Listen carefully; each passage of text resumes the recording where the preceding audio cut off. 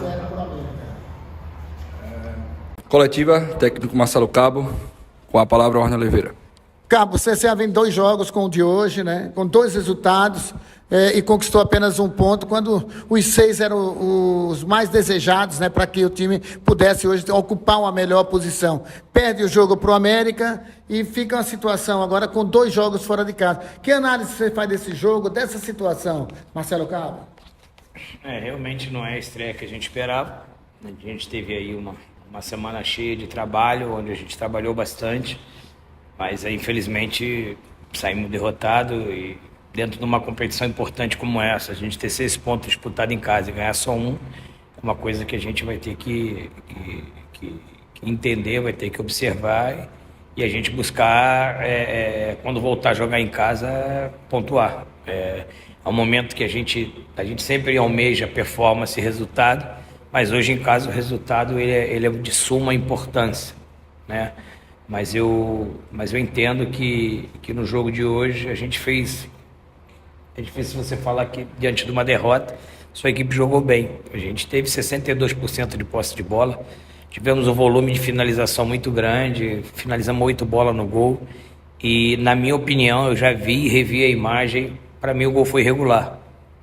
Houve uma falta no Ednei bem clara, se você olhar a panturrilha do Ednei está inchada. Então, assim, a arbitragem interferiu no resultado. Um jogo que a gente teve o controle do jogo a todo momento, criamos boas oportunidades de gols e acabamos saindo derrotados por uma bola parada de um gol, para mim, na minha opinião, regular. O Paulo vem de um momento aí de inatividade, depois da situação que ocorreu com ele no jogo Náutico e Tombense, e ele volta ao segundo jogo dele. Infelizmente, interfere direto num resultado, num confronto direto dentro de casa. E agora a gente tem que ter tranquilidade, a gente tem 2 jogos fora de casa e recuperar esses 2 jogos que a gente não pontuou em casa, fazer os 6 pontos fora de casa e recuperar esses pontos que a gente deixou em casa. Boa noite, Marcelo Cabo. Você teve pouco tempo para trabalhar, né? Mas você viu na prática hoje o time entrando em ação. Você realizou 5 mudanças ao todo. O time não jogou bem, de fato, hoje. Trabalhou muita bola, não teve muita criatividade, muita bola alçada na área. Você acha que quando abrir a janela de transferência, você prefere reforçar ainda mais o time? O que é que você achou da qualidade do elenco até então? Eu discordo que o time não jogou bem. O time jogou bem, nós tivemos tivemos o controle do jogo a todo momento, nós fomos incisivos, jogamos praticamente no campo do adversário todo o jogo. Tivemos algumas boas ações que a gente treinou durante o jogo. Tivemos boas oportunidades de gols. A gente não pode contextualizar só o resultado é muito ruim. Mas se você analisar o jogo, a gente foi propositivo, a gente jogou no campo do adversário, marcamos um adversário linha alta, pressão. Foram 4 bolas no gol, o Dalberson só fez 2 defesas no jogo todo. Então, assim, a gente também tem que, dentro de um cenário que não é bom, de uma derrota, a gente também tem que olhar as coisas positivas que aconteceu. Né? A gente, infelizmente, volta a falar, a gente perde um jogo num gol irregular, na minha opinião, dentro de casa. A gente tem um volume muito grande de jogo, joga talvez 70% do jogo no campo do adversário, mas infelizmente a gente não conseguiu traduzir o que a gente criou em gols. Né? A gente pecou no penúltimo passe, a gente pecou no último terço, a gente pecou nas finalizações, e aí a gente acaba sendo penalizado com uma derrota num gol irregular. Sobre os reforços, é prioridade agora? Cara, assim, a gente tem um departamento de futebol que está trabalhando bastante, né? Analisando o mercado. Eu cheguei a ter uma semana de ter feito bastante reuniões. A gente tem buscado entender e observar o mercado. A gente sabe que a gente precisa de peças, a gente precisa de chegar, né, reforços, a gente sabe que precisa chegar jogador para agregar nessa reta final, mas o departamento de futebol está trabalhando, e a gente vai tentar, junto com o presidente, junto com o departamento de futebol, entender o mercado, e aquilo que for prospecção de mercado, aquilo que a gente tiver oportunidade de mercado, a gente vai buscar. Mas não adianta eu falar de reforços, falar de nome agora, que eu tenho um jogo domingo e é com esse grupo que até domingo que a gente vai trabalhar. Então a gente faltam 9 rodadas, o campeonato está muito nivelado tanto para cima quanto para baixo. Se a gente consegue 2 boas vitórias fora de casa, a gente volta a jogar aqui no nosso domínio, encosta no pelotão da frente. Se a gente vencer hoje, a gente vai para 5º colocado. Então, assim, o campeonato com certeza vai ser definido na reta final, nas 2 últimas rodadas, talvez na última rodada. E a gente sabe o que a gente jogou, o que a gente criou hoje, o que a gente oportunizou hoje. Nós tivemos um time a todo momento muito bem organizado, a gente teve um time com a proposta de jogo, com os jogadores que a gente tinha, com as características, a gente entendeu que foi a melhor plataforma de jogo. E aí a gente tem certeza que a gente vai trazer a vitória nos próximos jogos e brigar na parte de cima da tabela. Cabo, boa noite. Rodrigo Cedro, Web TV Maceió. Nós estamos ao vivo agora pelo YouTube. Primeiro, é o nosso primeiro contato, não tive lá na sua apresentação. Seja bem-vindo ao CSA na sua segunda passagem. Pouco tempo de trabalho, apenas uma semana, mas o que extrair desse time depois de uma derrota? É claro que a gente não vai falar do Aparecidense porque você não era o comandante técnico. A partir de agora, América de Natal, mas pouco tempo de trabalho. Como trabalhar o astral dessa galera, o emocional desses jogadores para esses 2 próximos jogos fora de casa? Dificílimo. Você conhece o Volta Redonda, você é carioca, é do Rio de Janeiro, você conhece bem essa equipe do Volta Redonda, sabe o quanto é difícil jogar lá, e depois o Figueirense lá em Santa Catarina, Cabo. Você faz um corte no jogo sobre o emocional dos jogadores.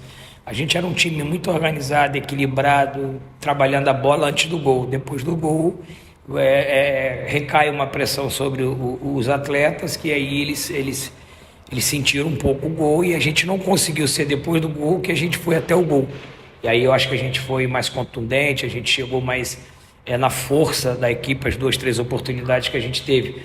É trabalhar o emocional desses atletas, porque eles vêm não conseguindo a equipe pontuar dentro de casa, e aí é uma tarefa minha trabalhar o psicológico desses atletas, fazer eles acreditarem que é possível a gente sair e trazer os 6 pontos, e é com esses atletas que a gente vai trabalhar, é com esses atletas que eu encontrei o que a gente vai potencializar eles, entendeu? Mas trabalhar o emocional, trabalhar o psicológico desse revés de hoje até domingo é uma coisa de suma importância, até porque a gente vai ter pouco tempo de treinamento de campo. Já tem alguma avaliação sobre o caso do Foster, que você foi obrigado a substituir? Aliás, o CSA tem tido uma constante, né, Cabo, assim, de mudanças no time, né? Agora você perde também o Tomás Bastos, 3º cartão, volta o Iago Teles, mas tem vários jogadores, Paulo César, Everton, Paulo Ricardo, todos no departamento médico. Quer dizer, a situação fica um pouco mais complicada, ou não? É uma coisa que a gente, claro que sente, né? Todo jogo são intercorrências de cartão, de lesão. Por exemplo, o Talhari tomou 4 pontos na canela. O Ednei está com inchaço na panturrilha do lance do gol. O Foster está com o tornozelo inchado.